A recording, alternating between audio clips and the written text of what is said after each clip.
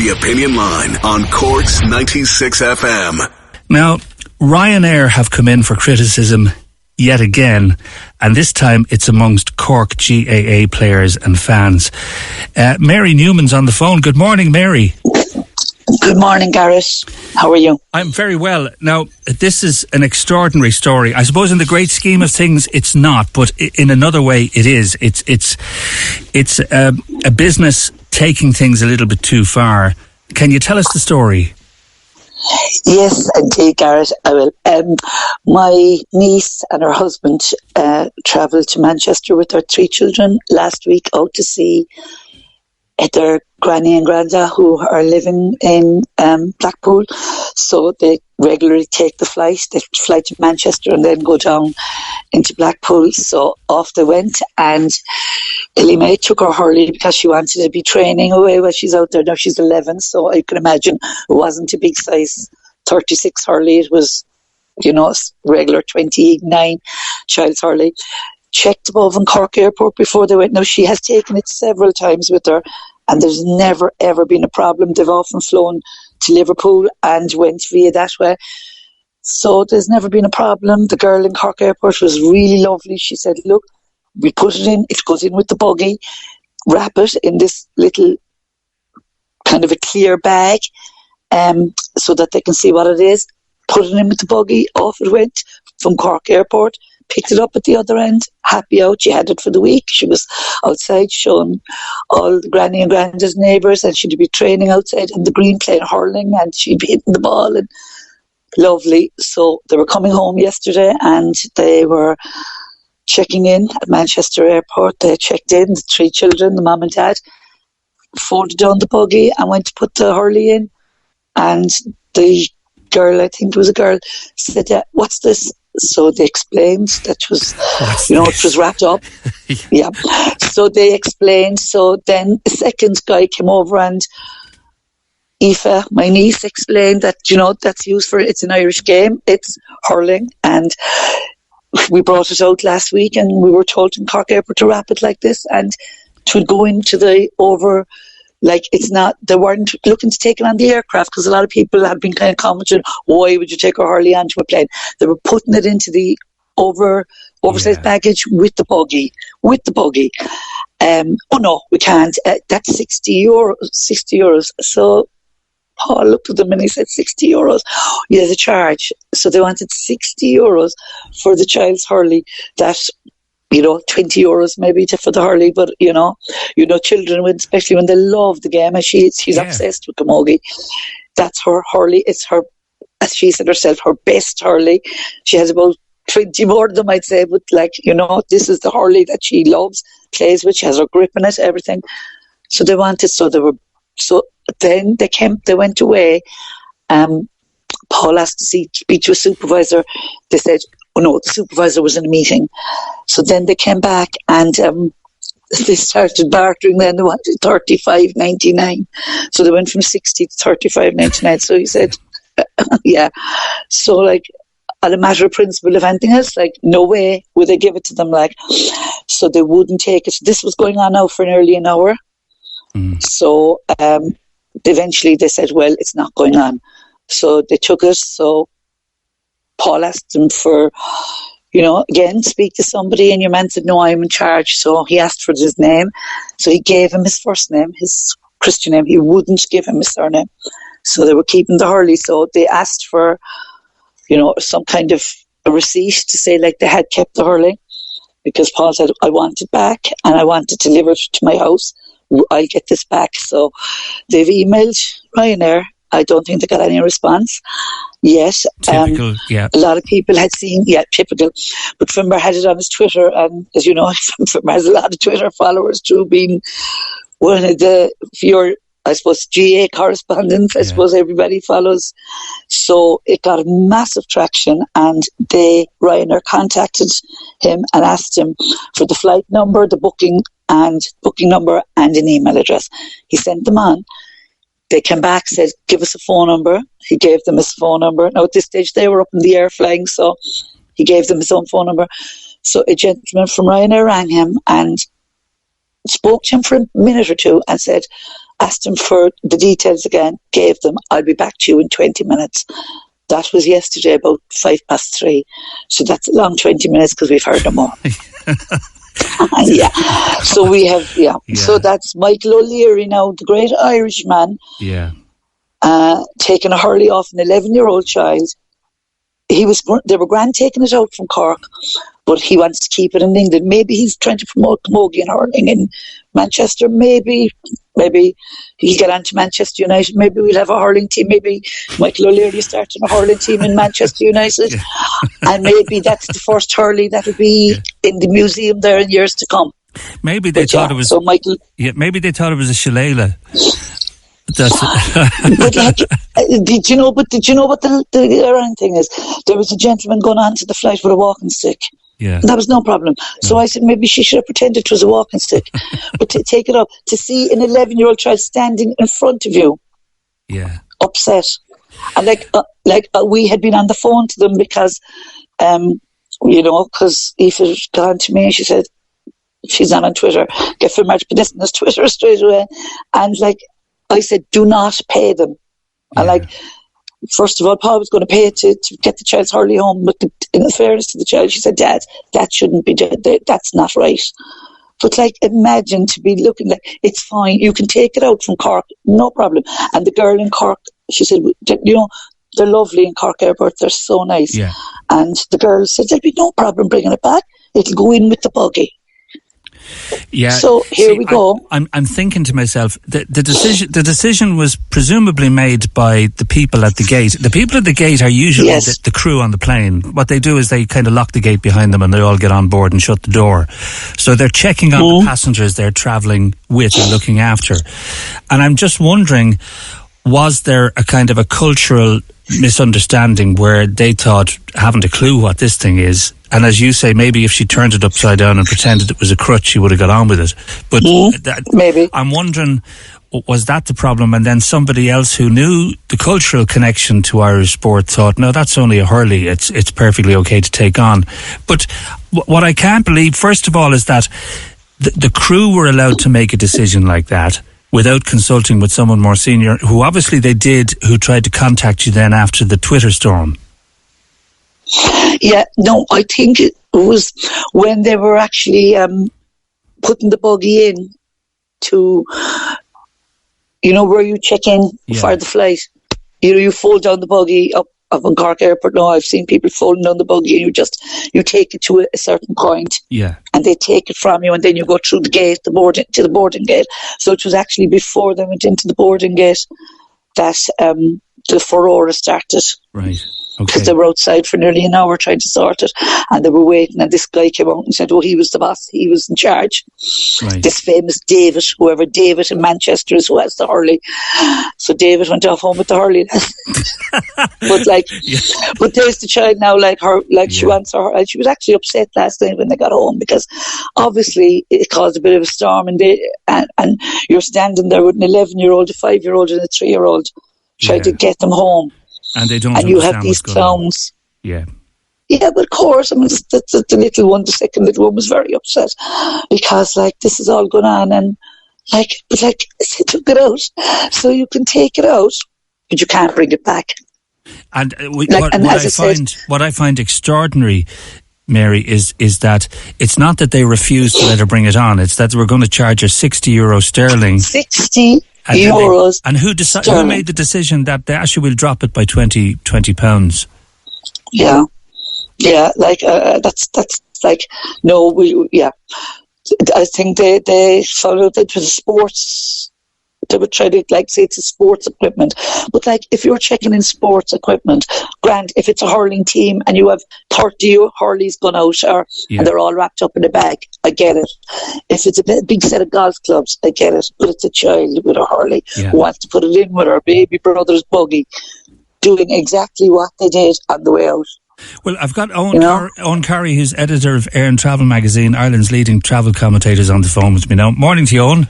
Good morning. This is kind of, or is it extraordinary? I'm sure there are lots of things that Ryanair have said, no, you can't bring that on. Yeah, it's pretty normal that anything that they don't recognise, and you're clearly dealing with somebody who just did not know what they were dealing with. It's pretty normal. Yes. If you don't recognise it, it doesn't go on board. The Ryanair terms and conditions are very much on their side. It gives them the option to turn down anything that will interfere with the loading and the unloading and the cabin storage. And that's what we ran into here. Obviously in Cork it would never have happened. They know exactly what they're dealing with. They know it's not a big deal. A hurley slips very easily around the bags. It doesn't prevent other people getting bags up. But Manchester was a different story. And just to correct your caller there, it wouldn't be Manchester United that would be taking up hurling. Michael O'Leary is a big supporter of Manchester City. Oh. So if Manchester City turn up playing against Limerick in next year's All-Ireland, we know what happened. So if you see a couple of hurleys in the back of the net, you'll know that's where they've gone to. That's exactly well, we know one of them is Eddie Mays hurley. Yeah. Just Gareth, can I just say there, actually, they wouldn't accept it at all unless it was put in cling film or they wanted it in a case. And they kept asking, why has she got a bat with her? And they explained it wasn't a bat. But they wanted, so they then told them that if you go 25 minutes down through the terminal, you get it wrapped in cling film. So that was a 25-minute walk down and back with 3 children and your little backpacks and your buggy, and then walk back another 25 minutes after you got your cling film, and then you give them your €60. So and then you're probably late for your flight. Yeah. But they explained in Cork Airport, we were told to wrap it like this. This is exactly how it was wrapped coming out. Would you not contact Cork Airport and ask them? And they refused to do it as well. Well, it'd probably be a lot safer if it was wrapped in cling film, don't you think so? It couldn't be used as there's still a lot of people who think that Irish people, we're all still hitting each other with shillelaghs, since we were cave people. But it wasn't actually going on to, but who was going to, when it was wrapped, who was going to get it? Because it was going into the oversized baggage. It wasn't going onto the plane where they could hit it. But the ironic thing is, somebody said to me, you can take a lighter onto the plane. Yeah. Gareth said to me yesterday, I could take my lighter and my little bottle of perfume and I could do whatever. But the child couldn't put her hurley in with the buggy. Okay. So it was going in. But the ironic thing, if you gave them €60, they didn't think that was going to cause any disruption. So it was going to be lying down on top of the buggy with the way it came out, nicely wrapped. But Michael O'Leary wanted €60 for, as I said, to start up his own hurling team. But it's actually appalling. And I would hope that Ryanair would come to their senses with this and deliver the hurley back to the child as a gesture of nothing else. Well, there's the challenge. It's awful. Yeah, leave it with us, Mary. Yes. Great and hopefully Ellie May will be back with her hurley in Glenrovers now. She'll be still there tonight anyway, training, because she has plenty more, but that's the hurley she gets the goals with. Okay, great to talk to you, Mary. Thanks a lot. So look, and thank you so much, and lovely to hear you. Okay, Gareth. Thank you. We'll try and move it along for you. Come on, Ryanair, Manchester, sort it out for us. Great Cork Airport Ryanair crews all the time, and obviously they know the cultural significance of the hurley. Eoghan, stay with me, because I want to come back to you after the break and talk about a couple of similar things, if that's okay. And if absolutely, I've got all the time for you. That's brilliant. Thanks, Eoghan. And if you've had to leave items behind you at airports as a result of something similar to what happened, this little girl, Ellie May, and Mary's her aunt, by the way, and they're very upset. Let us know what you've had to leave behind, and maybe we'll chat to you. Maybe because I can think of one or two things that were taken off me, and I was quite shocked down through the years. The number is 0833 96 96 96. We were talking to Mary Newman there. Her niece Ellie May had her hurley taken off her, confiscated, and the staff at Ryanair in Manchester said, no, you can't take it on unless you give us 60 sterling. They objected paying. No reason was given really as to why she couldn't take it on, because usually when they leave Cork Airport, there's no problem whatsoever. It's just popped into the buggy and put up in the overhead locker, and there's still no talk about her getting her hurley back. Ryanair contacted them yesterday at 3 o'clock and said, this guy Dave said, I'll be back to you in 10 minutes, and luckily they weren't holding on the phone. Anyway, Eoghan Corry, who's editor of Air and Travel magazine, Ireland's leading travel commentator, is with me. You're so well travelled, you must have had a couple of personal experiences similar, have you? Oh, lots of things. I mean, extraordinary things. I saw sweets taken off somebody because there were sort of jelly sweets, and somebody decided that was a liquid. An awful lot of bottles get taken, olive oil, bottles of duty-free, things like that people buy, then they're transferring in an airport, let's say in America, and they're found in the bag and taken off. It's pretty arbitrary. It's hugely annoying for passengers, and most of it, by the way, is completely unnecessary. I think decisions are left to people on the ground. Sometimes they're not very well trained for these situations, and they're the ones who do the confiscation. When something is taken, you ask what happens next. It goes into a storage area. It's very rarely returned. They don't get into that business of returning baggage like you would a checked baggage, where their vans drive out to people's houses with the bag that was lost somewhere in Heathrow 2 days later or whatever. The interesting thing is that Dublin Airport occasionally auction off all the things that were confiscated, and it really is beyond belief that something that would be taken off someone because they're liable to be explosive is then put up for auction at Christmas for charity. It really is one of the most maddening aspects of the aviation industry is the arbitrary confiscation of things off passengers. Now, the Ryanair situation is a little bit different. They do have a very strict policy. People, unless your bag fits in a size, or particularly those who haven't paid for priority boarding, they have a standard charge of about €60, which they impose on the gate, and that means that it's a higher charge than people who check in online, and it's to prevent people just chancing their arm. And what happened with the hurley, by the sound of it, was regarded. They went through a list. There's no hurleys on the list, and they charged what they would charge for a set of golf clubs, I think. Ryanair doesn't like extra things like golf clubs. I did a public forum with Michael O'Leary once, and somebody put up their hand and said, I really resent having to pay for my golf clubs when I go down to Spain. And when Michael O'Leary's answer was, fly with Aer Lingus. We don't want your golf clubs, and we don't want you as a customer. So really, it's pretty rough, Gareth, but you got to admire it as an attitude to customer. Yeah, I know, yeah. And I believe cream cakes have been banned now as well, so... how does the bowl of Shamrock get through? Paul is saying, does it go in the diplomatic bag? This is the one that's presented to the United States President. Right. The Shamrock actually is a bigger issue because under the US Department of Agriculture, you're not allowed to import Shamrock. So a couple of years ago, there was a major diplomatic intervention to prevent the Department of Agriculture stopping it coming through. Usually you would expect gifts that are given to presidents and ministers of state and whatever to be above the annoyances that dog the rest of us, but occasionally it does happen to them too. Yeah, I would have thought the Drugs Enforcement Agency would be more interested in it. You've been smoking the Shamrock again, Gareth.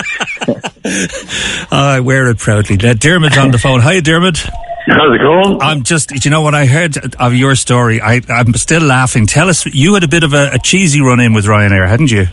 Yeah, I was in France, and I like my cheese, and I bought, a few kilos of Camembert, the round packs.